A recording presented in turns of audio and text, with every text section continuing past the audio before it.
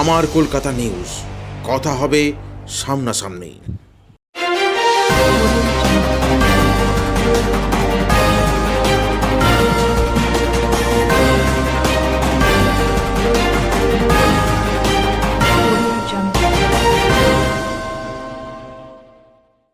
আজ পান্ডুয়া বিধানসভার অন্তর্গত বিভিন্ন জায়গায় প্রচার অভিযান করলেন তৃণমূল কংগ্রেস প্রার্থী রচনা বন্দ্যোপাধ্যায় এবং সেই প্রচারে প্রার্থীকে স্বয়ং সকলকে নিয়ে ঘুগনি খেতেও দেখা গেল।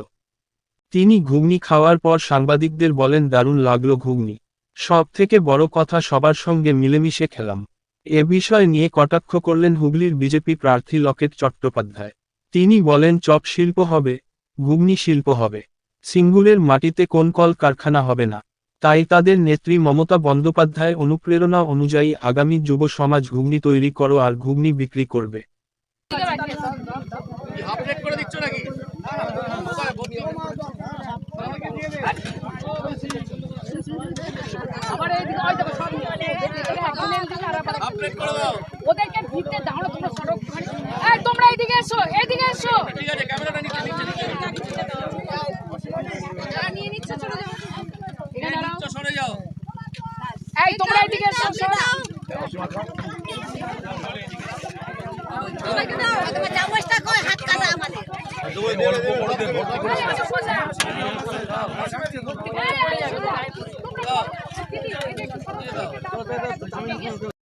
মহিলারা আগে, বোনেরা জীবনে মা বোনেরা বউরা আগে, তারপরে তোরা সবসময় মেয়েদের আগে তো তোর দিবি।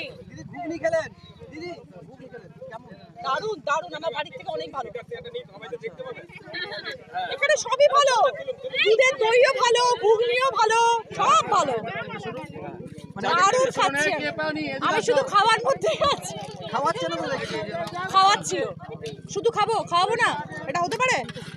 প্রচারের ফাঁকে কি এটাও? হ্যাঁ, প্রচারের ফাঁকে এটাও সব মানুষের সাথে একসঙ্গে বসে খাওয়া দাওয়া। বলছেন যে আপনি এসছেন কয়েকদিনের ছুটি নিয়ে, আবার চলে যাবেন দিদি নাম্বার ওর মতন। ও তো ছুটি নিয়ে এসেছিল 5 বছর আগে, আবার চলে গেছিল। আমি সেরকম নই, আমি ছুটি নিয়ে আসিনি। আমি অনেক আনন্দ করতে এসেছি, সবার সাথে মিলেমিশে থাকবো বলে। স্যারকে পাও নাই রে, এবার তোরা নিবি, মেয়েরা হয়ে গেছে, এবার ছেলেরা পাবে। আপনি রাজনীতিতে খুব অজ্ঞ নাই? একদম গো, নতুন, কিন্তু মন থেকে করবো তো, আর মন থেকে যেটা করা যায় সেখানে সব সময় জয়ী হওয়া যায়। ভালোবাসার মন জয় করতে গেলে মনের দরকার হয়, শুধু বক্তৃতার দরকার হয় না। হ্যাঁ, না না, দারুণ লাগলো, একটুও ঝাল নেই। তুমি একটু খাবে? খুব ভালো।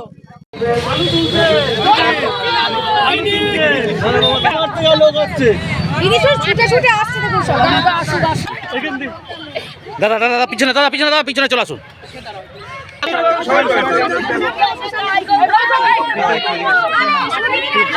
দেখি দাদা বড় কোন, দাদা বড়।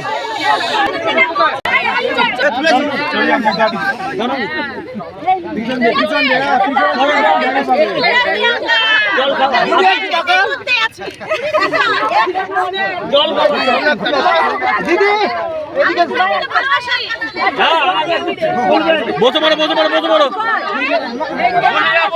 জায়গাটা বড় বড়, পিছনে এসো, সবাই পাবে।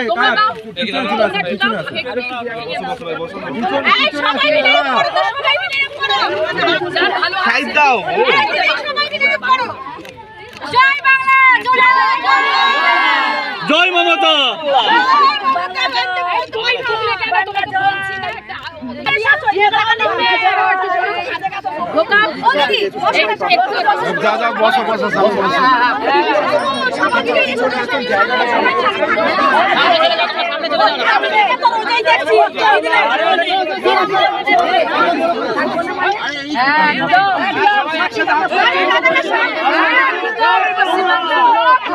হ্যাঁ হ্যাঁ হ্যাঁ, ভোট টামবে।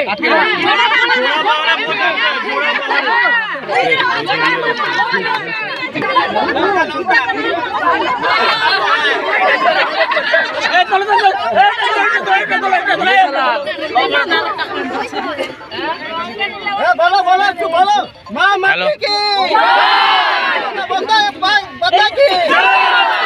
ঠিক আছে ঠিক আছে, এখন ছাড়ো, এখন অসম্ভব কথা বলার টাইম নেই। দারুণ লাগলো, সবার সব থেকে বড় কথা সবার আচ্ছা, ওইটা ভালো লাগলো। মানে এরকম ভাবতে পেরেছিলেন এরকম প্রচারে বেরিয়ে এরকম ভাবে ঘুগনি খাবেন? দারুণ, আর এত ভালো ঘুগনি।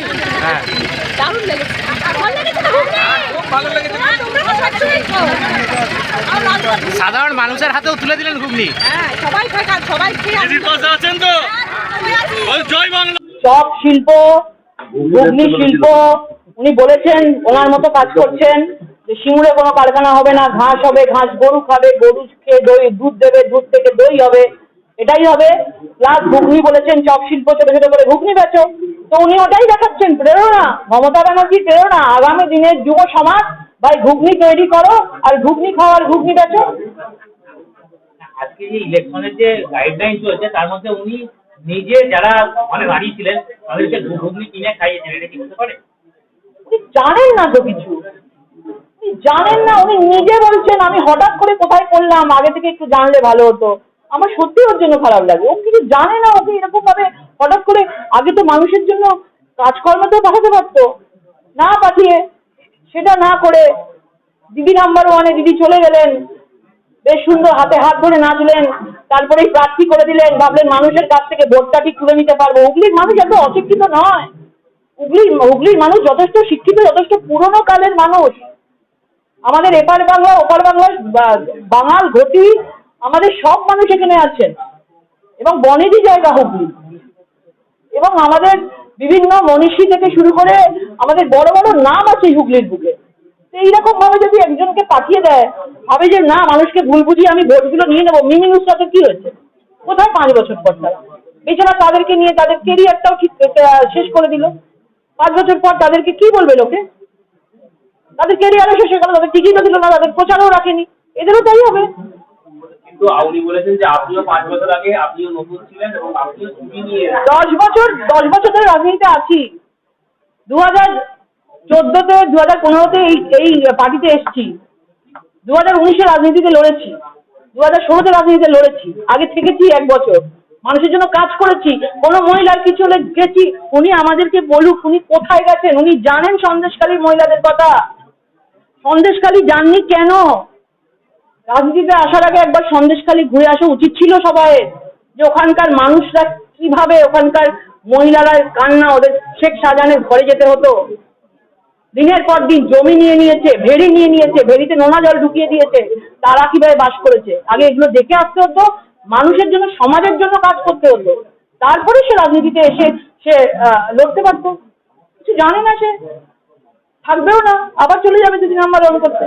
আজকে যখন তিনি প্রচারে বেরিয়েছিলেন তখন তিনি প্রচারে যখন বেরিয়েছিলেন তখন তিনি যে আলু জমিতে যারা আলু তুলছিল তাদের কষ্ট হচ্ছে দেখে তারা ছুটে আসছে তাকে দেখতে, তিনি সঙ্গে সঙ্গে মাঠে চলে গেলেন, তাদের সঙ্গে আলে বসে মুড়ি চানাচুর খেলেন, তাদেরকে জড়িয়ে ধরলেন। কি বলবেন? কি বলবেন? কি এটা শুটিং এর দৃশ্য, শুটিং হচ্ছে, সিনেমা হচ্ছে, শুটিং সিনেমা চলছে সব। এসছেন, ছুটি নিয়ে এসছেন, আবার চলে যাবেন।